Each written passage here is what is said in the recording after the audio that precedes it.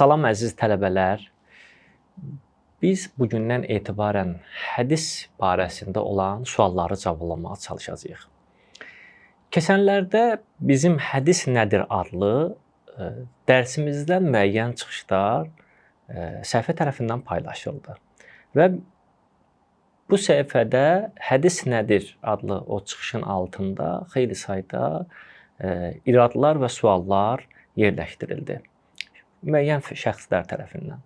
Mən belə bir qənaətə gəldim ki, bu sualları kompleks şəkildə cavablandırmaq zərurəti özümdə hiss etdim.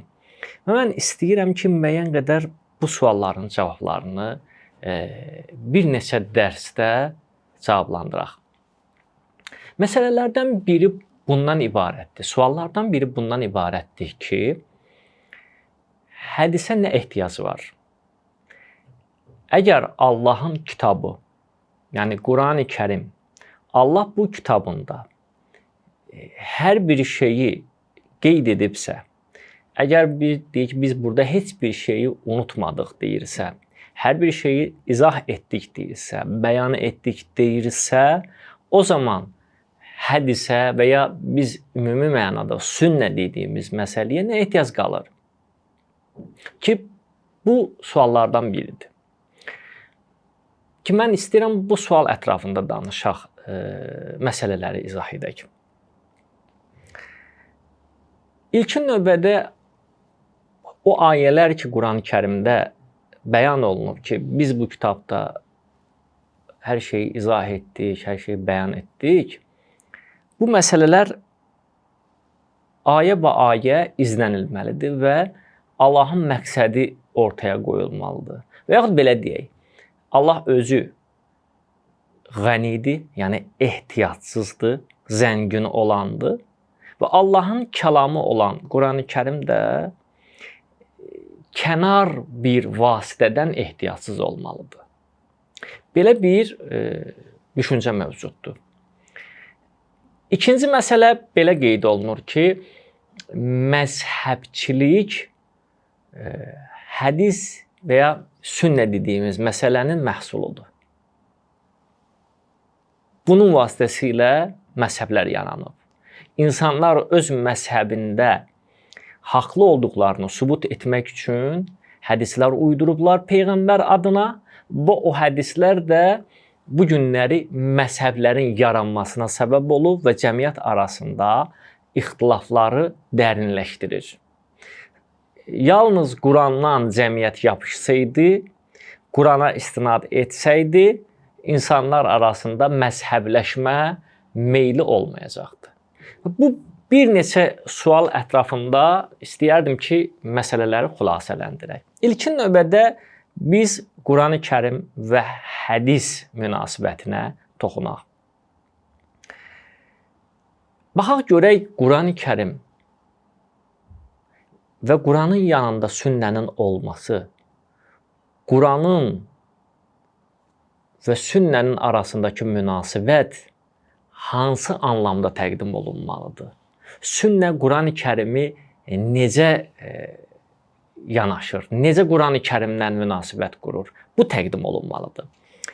Mən ilkin növbədə bunu demək istəyirəm ki, Qurani Kərimin dəfələrlə yerlərində Allah belə buyurur. Atiullah və Rasul. Allaha və Rasula itaət edin. Və yaxud deyir ki, Atiullah və Atiur Rasul. Allaha və Rasula itaət edin deyə buyurulur. Alimlər burada məsələləri ayırmaq istəyirlər bir-birindən. Allaha itaət nədə itaət sayılır? Rəsula itaət nədə itaət sayılır? Ki, əsl olan nədir bu sözlərin, bu ifadələrin çıxarışı baxımından?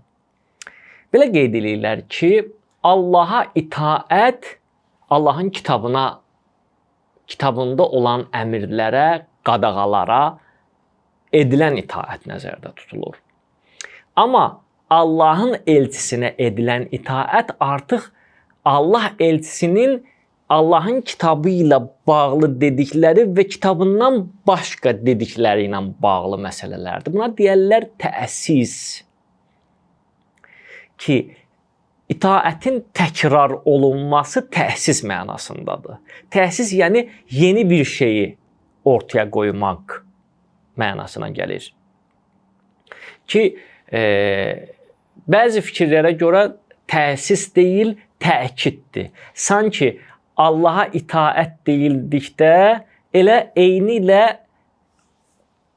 Rəsula itaətlə eynidir. Allaha itaət və Rəsula itaət eyni bir məsələdir. Yalnız və yalnız Quranda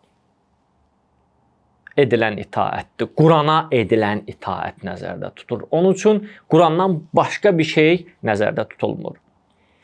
Mən bu məsələnin, bu sualların kökünü araşdırdım və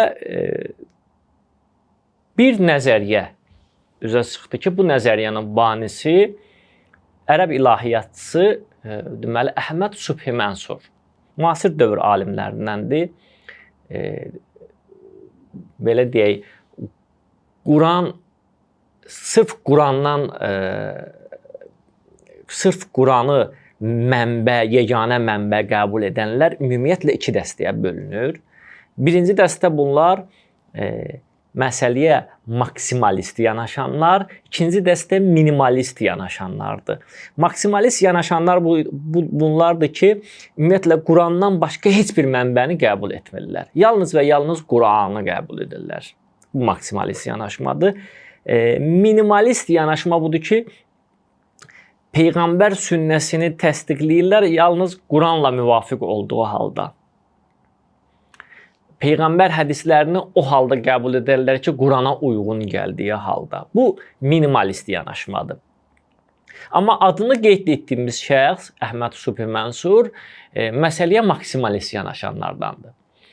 Onun Əl-Qur'an və Kəfə kitabında 41-ci səhifədə xülasə olaraq belə bəyan olunur ki,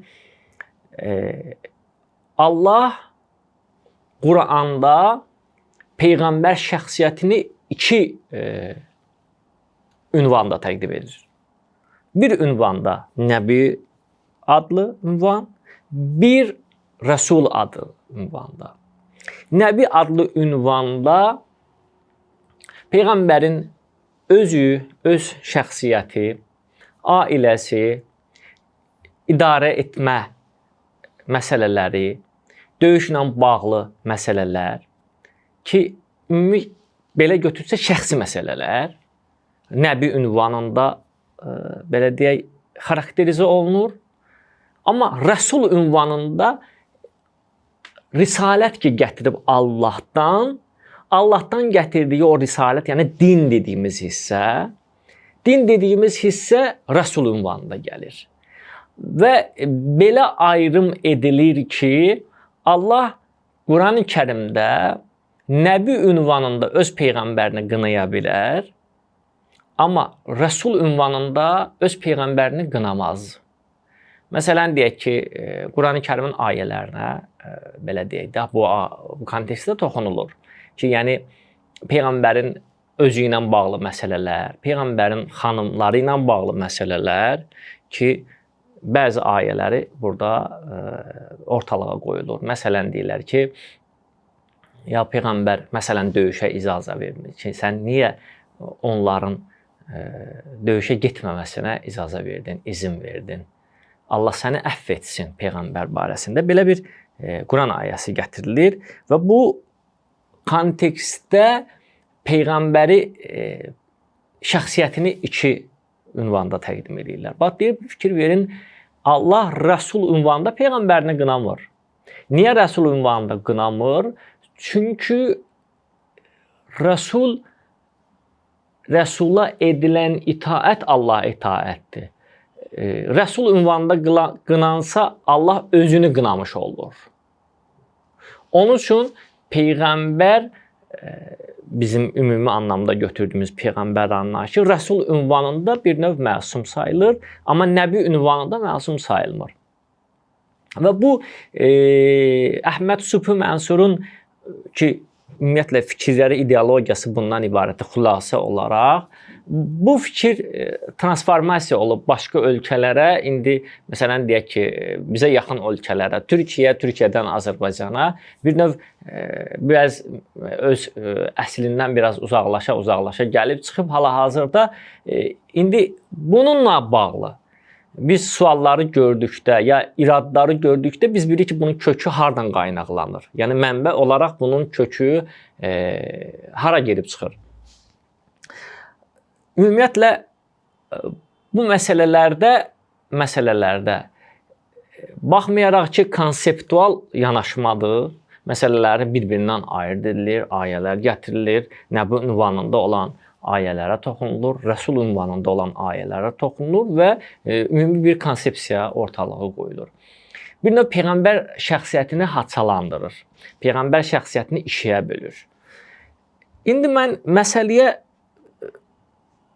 hətta mən deyirəm ki, məsələyə əgər onun düşüncəsi ilə baxası olsaq, ki, desək ki, Nəbi ünvanında Peyğəmbər Allah öz dinini göndərməyib. Yəni, dini ilə bağlı məsələlər deyil, məsələni belə xarakterizə eləsək. Rəsul ünvanında məsələyə baxsaq, nə nəticə çıxarda bilərik ortalığa? Sanki, həm də burada bir məsələ var ki, Peyğəmbər sanki Nəbi ünvanında xüsusi bir məqam sahibi deyil. Peyğəmbər, yəni Nəbi. Nəbi, yəni xəbər gətirən. İnsanlara bir xəbər çatdıran şəxsdir. Məsələn, belə təbiri caizsə, poçtda işləyən bir insandır, poçt işçisi kimi, biz ona poçtalyon deyirik də, poçt işçisi kimi Peyğəmbərə bir şey veriblər, onu Peyğəmbər bunu daşımalıdır. Burada Nəbi ünvanında Peyğəmbərin işi bundan ibarətdir və o sıradan bir insandır, sıradan bir şəxsdir, amma Rəsul ünvanında isə artıq məsum bir şəxs sayılır. İndi biz məsələyə ki, burada üzərində durulması məsələ ərəb dilində, Quranda işlədilən kəlmələrin kəlmə anlamları önəmlidir. Yəni, kəlmənin anlamı çox önəmlidir. Nəbi kəlməsinin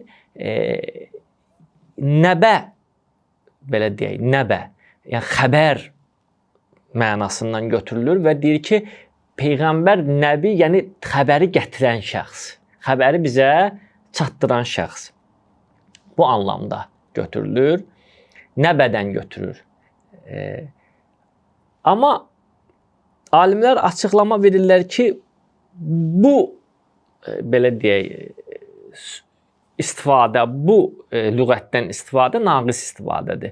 Ərəb dilində nəbədən də götürülməlidir, nəbvədən də götürülməlidir. Nəbvə yüksək məqam sahibinə deyilir.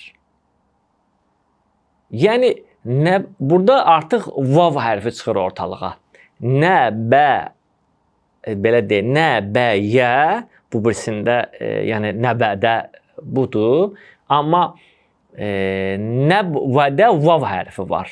Nübüvvət dediyimiz zaman artıq vavın ortalığa çıxdığını görürük. Nəbvə yüksək bir məqam sahibi şəxsə deyilir. Bu zaman nəbi kəlməsini hər ikisini götürmüş olduğumuz zaman belə bir anlam çıxır ortalığa ki, yüksək bir məqam sahibinin xəbər gətirməsi. Yəni, sıradan bir insan deyil. Əvvəlki baxışda, əvvəlki düşüncədə Peyğəmbər sıradan bir şəxs olur. Buna deyirlər ki, bir xəbəri get çatdır filan kəsə. Yəni, sənin heç bir məqamın yoxdur, heç bir üstünlüyü yoxdur. Amma ikinci məqamda baxıb görürük ki, nəbvədə Peyğəmbər bir məqam sahibidir, üstün bir məqam sahibidir. Zaten Quran-ı Kərimdə başqa yerdə ki, Allah bilir ki, risalətini hara göndərir. Başqa bir Quran ayəsi buna açıqlama verir. Yəni, Peyğəmbərlik özü ləyaqət məsələsidir. Allah o layiq olana Peyğəmbərliyini verir. Deməli, Peyğəmbərin nəbi şəxsiyyəti sıradan bir şəxsiyyət deyil, sıradan bir ad deyil. O bir məqam sahibidir və Allah həmin o məqam sahibliyinə risalət verir. Bu zaman nəbi bir üstün bir dərəcə olur. Bu birinci məsələ ki, bunun cavabını belə izah eləmək olar.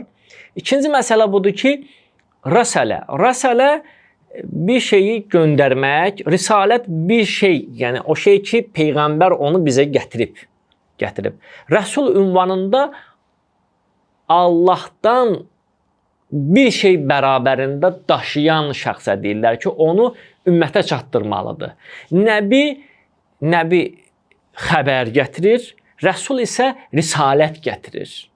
Risalət, yəni onun üçündə Allahın kitabı da var, filan var. Yəni bunlar artıq yeni bir şəriət deməkdir ki, Peyğəmbər bərabərində risalət gətirirsə, bu risalət daşımağa, belə deyək də, daşımaqla izah olunur ki, Peyğəmbər bərabərində bir şey daşıyır. Bu daşıdığı şey nədən ibarətdir? Bütün suallar bundan ibarətdir. Allah deyəndə ki, atiur Rasul budur ki, o risalət ki, Peyğəmbər gətirib, bizim Peyğəmbərə etdiyimiz itaət o risalət çərçivəsində olacaq. Əgər fərz eləsək ki, nəbi ünvanında Peyğəmbərin şəxsiyyətinin heç bir diniliyi yoxdur, bəşərdir burada, heç bir dini funksiyası yoxdur, əgər bunu qəbul etsək, sadəcə və sadəcə məsələni Rəsul üzərindən izah eləməyə çalışsaq belə, burada yenə də müəyyən suallar ortalığa çıxır. O suallar nədən ibarətdir? Suallardan biri budur ki, Rəsul ünvanında Peyğəmbər bərabərində bir risalət gətirmiş olur. O risalətin yalnız və yalnız Quran olduğu hardan məlumdur? Əgər bununla bağlı xüsusi bir dəlil varsa, konkret Quranla ki, Quran ayələrindən istinadən ki, Peyğəmbərə yalnız və yalnız Quran ayələri vəhy edilib və siz də risalət də Qurandan ibarətdir və Peyğəmbərə itaət də yalnız və yalnız Quran üzərindən olunacaq. Bax, bütün məsələ buradadır. Risaləti sırf Quran üzərinə həsr etmək ki, bu insanlar irad etdiyi zaman əslində bunu demək istəyirlər ki, Allah vəhiy dedikdə yalnız Quranı nəzərdə tutur, risalət dedikdə yalnız Quranı nəzərdə tutur və bizdən də tələbi bundan ibarətdir ki, Rəsula itaət yalnız Qurana itaət. Bu hansı Qurani Kərimin ayəsindən məlum olur? Məsələn, Qurani Kərimin belə bir ayəsi var. İttəbi mə yuha ileyk. Sənə vəhy olunana Peyğəmbər tabi ol. Bütün məsələlər buradadır. Vəhy yəni nə? Vəhy yalnız Qurandır. Yoxsa Qurandan başqa bir şeyin də vəhy olma ehtimalı olacaq. Bu suallar kontekstində məsələni belə izah eləmək olar. Məsələn, Peyğəmbər gəlir, Qurani Kərimin ayəsini çatdırır. Bəli, bu Qurani Kərim vəhyin bir nümunəsidir. Ki, bunda heç bir şək şübhə yoxdur. Qurani Kərim vəhyin bir nümunəsini bizə təqdim edir. Və əgər həmin Peyğəmbər Rəsul ünvanında Qurandan başqa bir söz desə, Rəsul ünvanında, yəni öz şəxsiyyəti ilə bağlı deyil də, öz ailəsi ilə bağlı deyil də, yəni nəbi ünvanında deyil. Konkret cəmiyyətə itaət etməsi lazım olan bir məsələni cəmiyyətə çatdırırsa, Rəsul ünvanında bu risalət sayılacaq. Risalət sayılacaq və bizim Rəsula etdiyimiz itaət həm də buna şamil olacaq. Bax, burası önəmlidir. Əgər Qurani Kərimdə konkret şəkildə risalət bərabərdir vəhy açıq şəkildə bildirilməyibsə, bir nəfərin iddia etməsi ki, risalət Quran Risalət Qurandan ibarətdir deyirsə, bunun üçün dəlil ortaya qoymalıdır. Arqumentlərini gətirməlidir ki, Risalət yalnız Quran. Qurandan başqası deyil. Ki, məsələnin birinci tərəfidir. Ki, iddia edən tərəf öz arqumentlərini ortalığa qoymalıdır. Amma biz deyirik ki, bu artıq ikinci məsələdir ki, bu tarixən Peyğəmbərin eyni Quranın gəlmə kanalı kimi ki, Quran-ı Kərimin əlimizə yetişmə yolu təvatür yoludur. Təvatür yoludur. Həm də biz əlimizdə olan Quranın, diqqət edin, əlimizdə olan Quranın Peyğəmbərə nazil olan Quran olduğunu həm də təvatür yolu ilə isbat edirik. Yəni, o mütəvatirlik barəsində biz keçən bəhslərdə danışdıq da, mütəvatirlik. Həmin Peyğəmbərin başqa bir sözü var ki, bu da mütəvatirdir və onu da Rəsul ünvanında təqdim edib. Məsələn, indi tarikum fikum mustaqaley, mən sizin aranıza 2 ağır əmanət qoymuşam. Və bunu Rəsul ünvanında bizə çatdırır. Niyə? Sizin aranızda. Yəni, bu artıq Peyğəmbərin şəxsi bir məsələsi deyil. Bu cəmiyyətin maraqlandıran mə intəməssəktum bihimə, əgər bunlardan yapışsanız, heç zaman ayrılmazsınız. Yəni, bu cəmiyyəti, ümməti maraqlandıran, ümmətin ondan tutulması, yapışması lazım olan, vacib olan bir Peyğəmbər göstərişidir, Rəsul göstərişidir. Bu Rəsul göstərişi, gördünüz, Quranla xülasələnmədi. Deyilsə ki, əgər siz hardan bilirsiniz ki, Peyğəmbər belə bir söz deyib, biz deyirik təvatür yolu ilə. O təvatür yolu ki, əgər Səqəlin hədisinin deyilməsini Peyğəmbərdən belə bir söz deyilib, yoxsa deyilməyib sözünü sual altına alsa, eyni məsələ Quran barəsində də keçərli olacaq. Çünki Quranla həmin Səqəlin hədisinin gəlmə, bizə yetişmə yolu eyni yoldur, təvatür yoludur.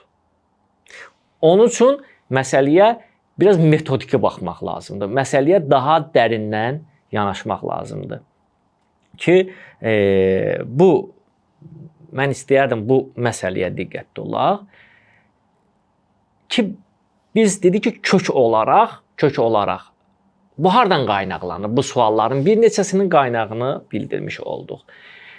Həmçinin mən qeyd eləmək istəyirəm ki, bayaqlarki suala, birinci suala qaydası olsaq ki, əgər biz sabit eləsək ki, Rəsul ünvanında risalət baxımından həm Quran, həm Qurandan başqası da mümkün ola bilər. Baxın, bu Quranın öz tərkibindən bizə istiqamət verilən bir məsələ oldu.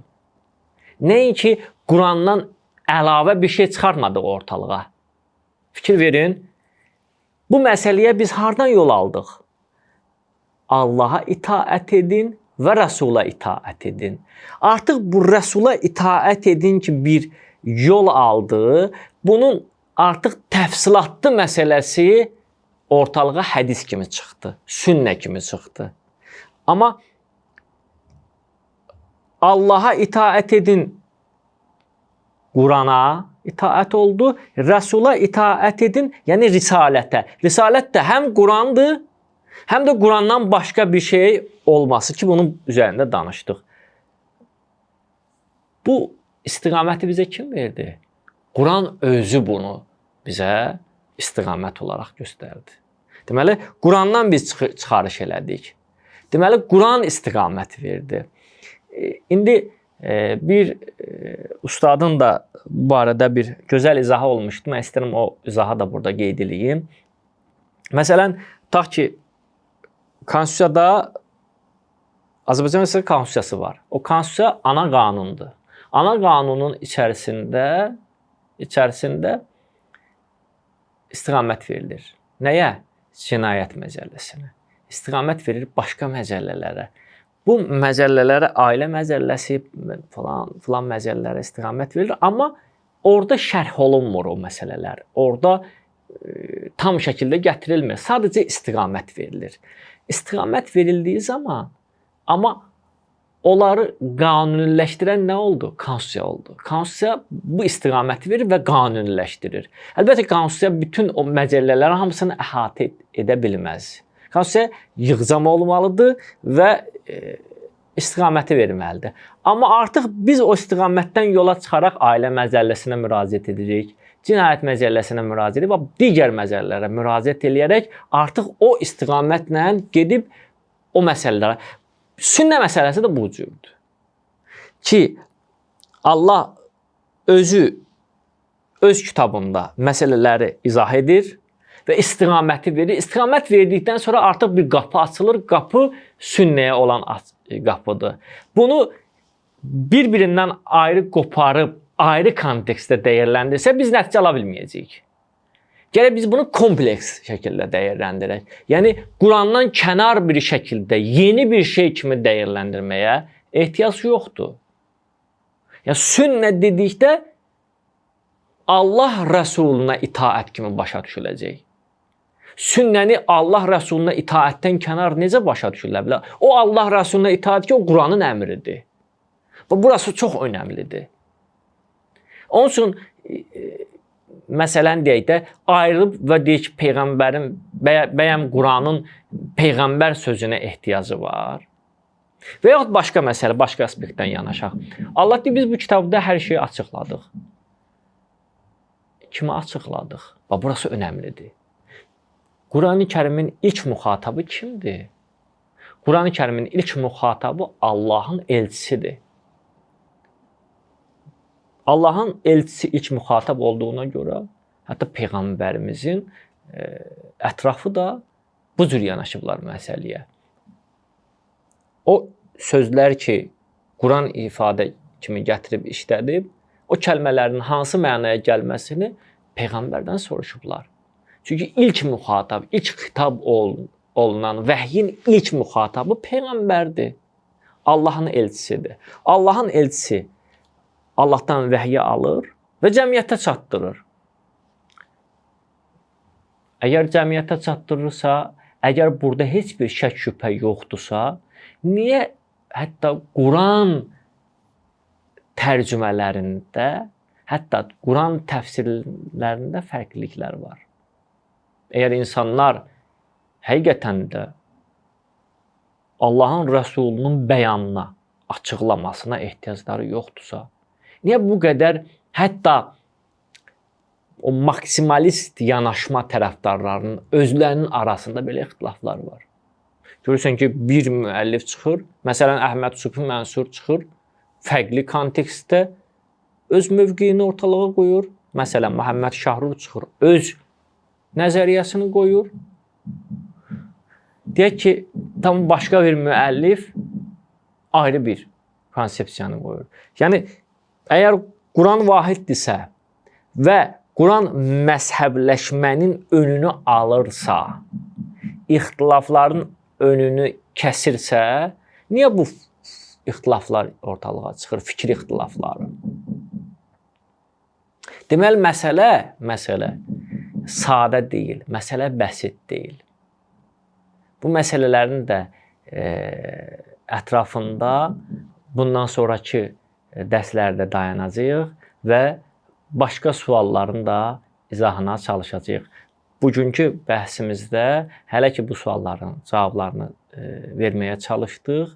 İnşallah gələn bəhslərdə bu mövzuda, bu kontekstdə digər sualları da cavablandırmaq istəyirik. Təhiyyətən ləkum və səlamu aleykum.